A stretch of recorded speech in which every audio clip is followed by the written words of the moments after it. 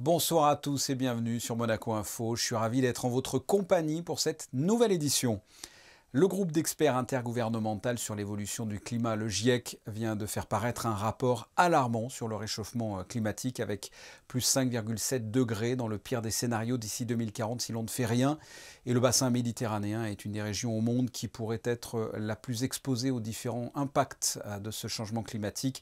Avec nous ce soir pour nous développer tout cela, Jean-Pierre Gattuso, chercheur CNRS au laboratoire d'océanographie de Villefranche-sur-Mer. Nous vous présenterons une partie des actions réalisées par le Centre scientifique de Monaco en faveur du corail. Plusieurs squelettes rouges viennent d'être déposés au fond de l'eau de la baie de Monaco. Sur les plages du Larvoto, la police maritime veille et surveille, que ce soit pour les vols, il y en a d'ailleurs eu 0 à ce jour, ou pour d'autres types d'interventions de sauvetage. Vous découvrirez dans un reportage leur travail au quotidien. Et enfin, même si beaucoup sont en vacances, il faut quand même préparer la rentrée scolaire. Vous allez le voir, les papeteries et librairies sont dans les starting blocks. Avant de développer tout cela, je l'ai dit en début de sommaire, nous recevons aujourd'hui un chercheur au CNRS, Jean-Pierre Gattuso. Bonsoir. Bonsoir. Nous en avions déjà parlé en juillet avec un des membres du GIEC. À l'époque, des informations d'un rapport sur le climat avaient fuité. Ce rapport est sorti officiellement ce lundi. Que dit concrètement ce fameux rapport du groupe d'experts intergouvernemental sur l'évolution du climat? C'est alarmant. C'est alarmant dans la mesure où, en effet, les conséquences du changement climatique, les manifestations du changement climatique sont de plus en plus évidentes. Vous savez que le GIEC a l'habitude d'être extrêmement prudent dans ses conclusions. Et là, la conclusion principale, c'est que le changement climatique est absolument incontestable. La démonstration scientifique est faite. On ne peut plus contester le fait que ce sont les activités humaines également qui enclenchent ce changement climatique et particulièrement toutes les émissions de gaz à effet de serre. Et donc, le principal moteur, on en parlera probablement, c'est l'augmentation du gaz carbonique qu'il va falloir réduire. Mais dans le pire des scénarios, on est à 5,7 degrés en plus, c'est ça? Oui, un peu plus de 5 degrés selon les modèles. Et donc ça supposerait qu'on n'y ait aucune action climatique, que les gouvernements et les citoyens ne fassent rien pour contrecarrer ce changement climatique. Et il y a aussi des scénarios qui montrent que l'on peut respecter l'accord de Paris et rester en dessous de 2 degrés de réchauffement et peut-être même à l'échelle globale et peut-être même autour de 1,5 degré. Mais ça suppose des efforts absolument gigantesques que l'on ne voit pas arriver. En attendant, les catastrophes naturelles récentes, comme les inondations meurtrières en Allemagne, en passant par des feux gigantesques en Grèce, des records de chaleur au Canada, est-ce que selon vous, c'est une conséquence du réchauffement climatique ou juste un concours de circonstances? C'est indéniablement le changement climatique contribue pour une large part à la plupart de ces manifestations. Par exemple, pour ce qui concerne la région méditerranéenne, les vagues de chaleur et aussi les vagues de sécheresse sont absolument liées au changement climatique et elles vont se renforcer. La Méditerranée, en fait, est une des régions qui a été identifiée comme la plus susceptible de subir des conséquences majeures du changement climatique avec l'Arctique. Ce qui se passe, c'est qu'en Méditerranée, la température augmente beaucoup plus qu'à l'échelle globale. Quand on arrivera à l'échelle globale à plus de degrés de température, on aura en Méditerranée plus 3. Donc, on est largement au-dessus des tendances globales. Et quand il fait plus chaud, eh bien, l'atmosphère pompe de l'eau dans les sols. Et donc, ça assèche complètement les sols. Et c'est des conditions qui sont extrêmement favorables. Chaleur plus sécheresse aux feux de forêt, comme ceux que l'on rencontre actuellement. Plantez-nous le décor. Comment devrait être la région si l'on ne fait rien? Ce rapport du GIEC ne concerne que les manifestations physiques du changement climatique. Les impacts et les phénomènes d'adaptation feront l'objet d'un rapport qui paraîtra, je crois, en avril 2022. Cela dit, les rapports précédents montrent clairement le fait que la biodiversité est affectée, les feux de forêt se renforcent. Moi, je suis océanographe, on voit les populations de poissons qui se déplacent. Les poissons se déplacent vers les pôles de manière à rester dans leur optimum de température. On a des espèces invasives qui arrivent, par exemple en Méditerranée, en provenance de la mer Rouge, parce que la Méditerranée se réchauffant, elle devient propice à beaucoup d'espèces qui viennent de la mer Rouge. Pour beaucoup d'espèces, ce n'est pas un problème, mais certaines, en fait, ont tendance à remplacer les espèces endémiques, c'est-à-dire les espèces qui sont nativement méditerranéennes. Et c'est le cas de certains poissons, par exemple, qui sont absolument voraces, le poisson lapin, et qui déplacent des poissons qui sont d'origine méditerranéenne. Et que faut-il faire? Parce que jusqu'à présent, on a fait un constat. Quelles sont les solutions? Qu'est-ce que les États doivent faire avant qu'il ne soit trop tard? Alors, il n'y a pas que les États qui doivent agir. Tous les acteurs, en fait, ont à agir. Les États, bien sûr, dans le cadre des négociations internationales, comme la conférence des parties de la Convention des Nations Unies qui va se tenir à Glasgow au mois de novembre. Et c'est au cours de ces négociations qu'on met en place des accords internationaux sur la réduction des émissions de gaz à effet de serre. L'industrie doit également agir. Les collectivités régionales et locales, les villes, les métropoles, les citoyens, tout le monde, en fait, est concerné par les conséquences du changement climatique et ont aussi les solutions en main. Alors, les solutions, c'est la réduction des gaz à effet de serre. Donc, il faut faire cette transition énergétique le plus rapidement possible. Et donc, il y a des scénarios du GIEC qui envisagent, qui montrent qu'il est possible de respecter l'accord de Paris, mais il faut que cette transition ait lieu maintenant. Et quand on voit l'engagement des États à l'heure actuelle, cet engagement est beaucoup, beaucoup trop faible. On est actuellement sur une augmentation de la température en 2100 de l'ordre de 3 degrés. Il y a des programmes qui favorisent les économies d'énergie, qui favorisent l'isolation des foyers, qui favorisent l'achat de véhicules ou de vélos électriques. Mais c'est trop timide il faut un effort bien plus considérable. Et il faudrait profiter de la période post-Covid pour ne pas repartir sur les mêmes rails que précédemment. Il faut que cette transition soit véritablement engagée. Jean-Pierre Gattuso, merci d'avoir répondu à mes questions. Merci à vous. Et dans un registre plus positif et ô combien important, coup de projecteur à présent sur une partie des actions réalisées par le Centre scientifique de Monaco en faveur du corail. Plusieurs squelettes de coraux rouges viennent d'être déposés au fond de l'eau dans la baie de Monaco. Une opération suivie par Sandrine Nègre et Thomas Deus.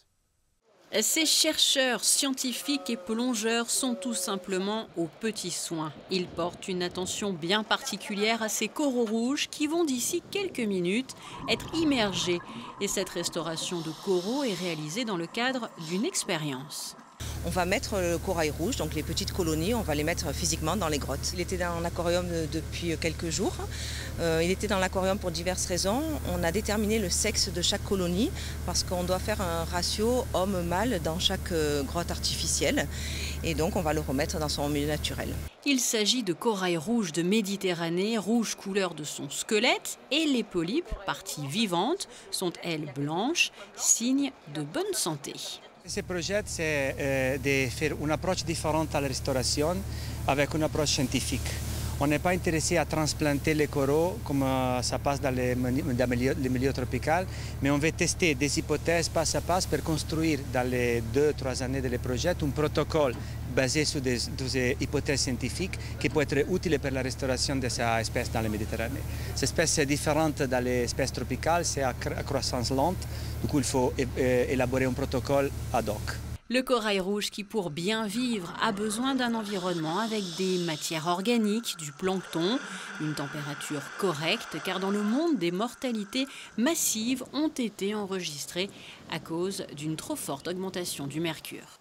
Et nous prendrons dans quelques semaines des nouvelles de l'évolution de ces coraux. Nous vous retrouvons, Julia Vial, pour un premier point sur l'actualité avec notamment le gouvernement princier qui, comme chaque semaine, a communiqué les chiffres relatifs au dépistage. Bonsoir Fabien, bonsoir à toutes et à tous. Une bonne nouvelle pour commencer avec le taux d'incidence qui est en baisse dans la principauté. Il est cette semaine de 247 personnes contaminées par la Covid-19 sur une base de 100 000 personnes. La semaine dernière, le taux d'incidence était monté jusqu'à 276. Autre chiffre à retenir, cela concerne, vous le disiez, le dépistage.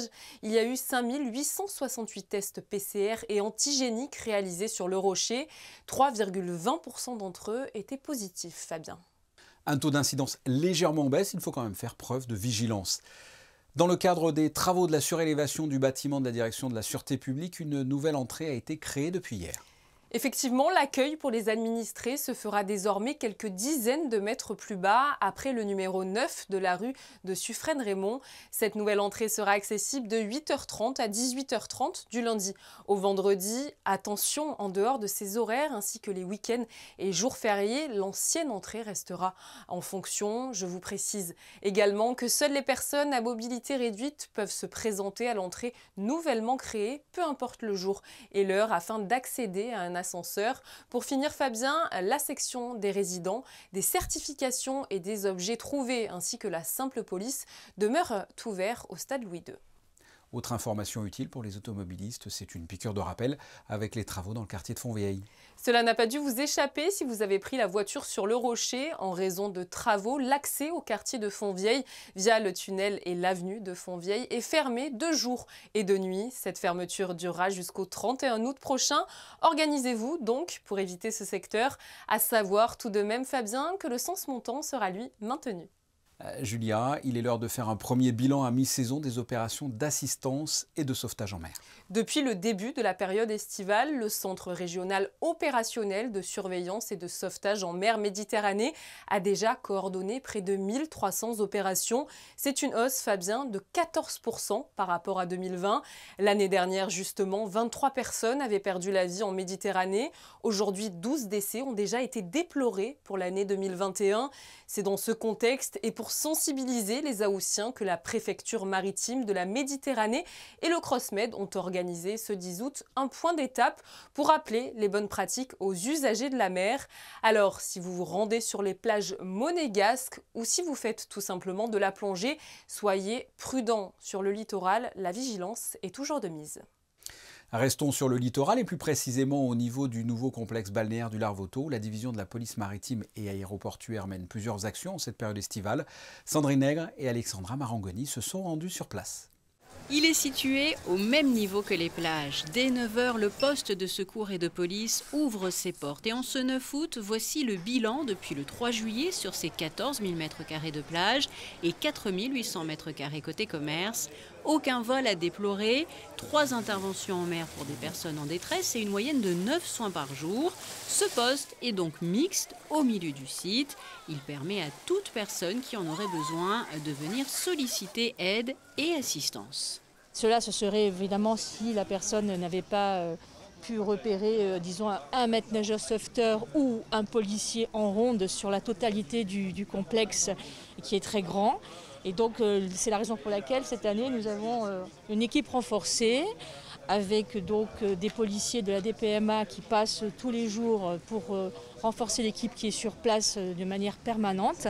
Et le fonctionnement du poste de secours de manière permanente, eh bien, ce sont 2 policiers de la DPMA qui ouvrent tous les matins le poste de secours jusqu'au soir. Et donc, ces 2 personnes qui sont responsables, on va dire, de la structure qui est à côté, c'est-à-dire les 5 maîtres nageurs sauveteurs que nous avons chaque jour en plus en renfort. Non loin du poste, cette vigie permet une visibilité à 360 degrés. La surveillance s'appuie aussi sur les caméras vidéo pour garantir une sécurité optimale. Les équipes sont en lien avec les commerçants et des contrôles sur les plages sont effectués si besoin. Nos missions sont doubles. La principale, c'est le secours à la personne en mer. Nous axons beaucoup là-dessus. Avec cette année, nous avons à la plage du Larvoto l'appui de 8 maîtres nageurs sauveteurs, une infirmière et depuis peu un personnel de la Croix-Rouge qui sont là pour nous aider dans nos missions de surveillance et de préservation du site. Et aussi de la réserve sous-marine pour laquelle nous axons les interpellations et de tout bateau qui peuvent rentrer dans cette réserve avec verbalisation systématique. La surveillance s'effectue de 9h à 19h pour le mois de juillet et d'août. Et pour le mois de septembre, elle est de 10h à 18h en semaine et de 9h à 19h les week-ends. C'est un complexe balnéaire qui est magnifique, qui attire beaucoup de monde. Et le rôle de la DPMA n'est pas simplement que de s'occuper, on va dire le que étant entre guillemets, du secours à la personne et du secours en mer et du sauvetage, on va dire, à proximité de la plage, mais aussi de la surveillance de la zone balnéaire. Et en cela, elle est également soutenue par des autres divisions de la direction de la sûreté publique, puisque monsieur le contrôleur général Richard Marangoni a souhaité que l'ensemble des divisions soient donc impliquées sur cette surveillance. Comme par exemple, entre autres, la division de police urbaine sur le front de plage. À noter également, avant l'ouverture du poste à 9 h, un membre de l'équipe à bord du jet ski vérifie la qualité des eaux. Suite à cela, la baignade est autorisée pour la journée. Vous l'avez vu et entendu, la police maritime mène de nombreuses missions de proximité. N'hésitez donc pas à vous rapprocher du poste de secours de la plage de l'Arvoto si vous en avez besoin. C'est à nouveau à vous, Julia Vial, pour le reste de l'actualité en bref. Le 5 octobre prochain, des nouveaux timbres consacrés aux affiches de films tournés à Monaco seront disponibles dans la Principauté. Effectivement, Fabien, en partenariat avec l'Institut audiovisuel de Monaco, l'Office des timbres poursuit sa nouvelle série cinéma consacrée aux films qui ont été tournés sur le Rocher. Vous pourrez ainsi retrouver l'affiche du Cercle infernal.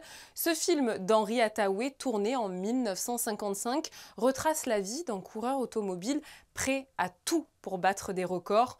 Autre film mis à l'honneur, Fabien, Les Chaussons rouges, sorti en 1948. Cette œuvre britannique met en scène Victoria, une danseuse de ballet tiraillée entre sa passion et l'amour. L'avant-dernier timbre porte sur le film La Baie des Anges.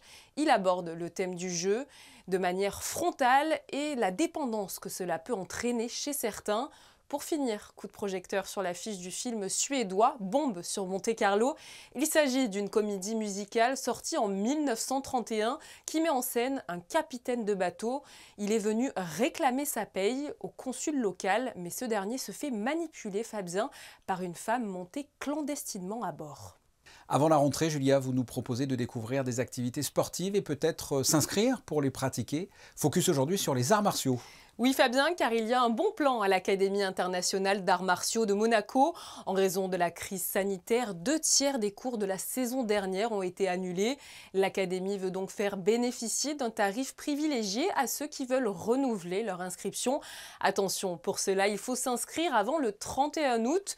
Je vous rappelle les disciplines proposées. Il y a par exemple le Muay Thai, le Krav Maga, la self-défense ou encore le kickboxing. Donc Fabien, si vous avez envie de vous défouler, c'est peut-être le moment. J'y penserai, Julia, merci.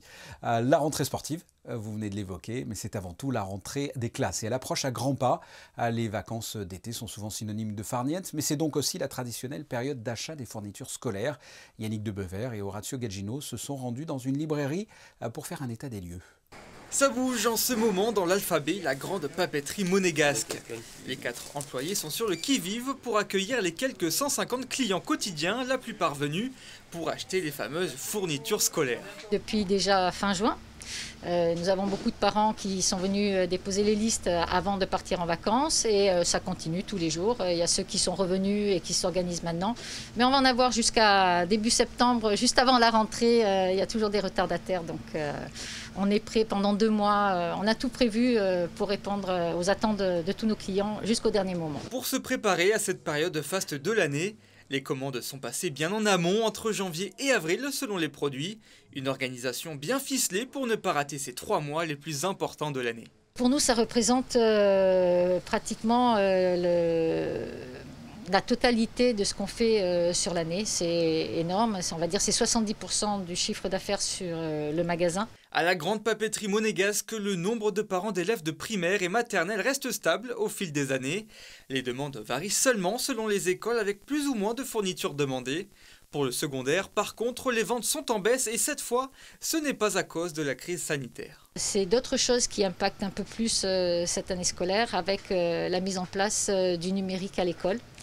Et c'est vrai que pour nous, ça représente quand même moins 25% de notre chiffre d'affaires. Après, certains nous demandent quand même les livres, surtout dans les matières principales, et surtout pour les enfants, on va dire, de langue étrangère. Si vous n'avez pas encore été acheter vos fournitures, il vous reste encore quelques semaines.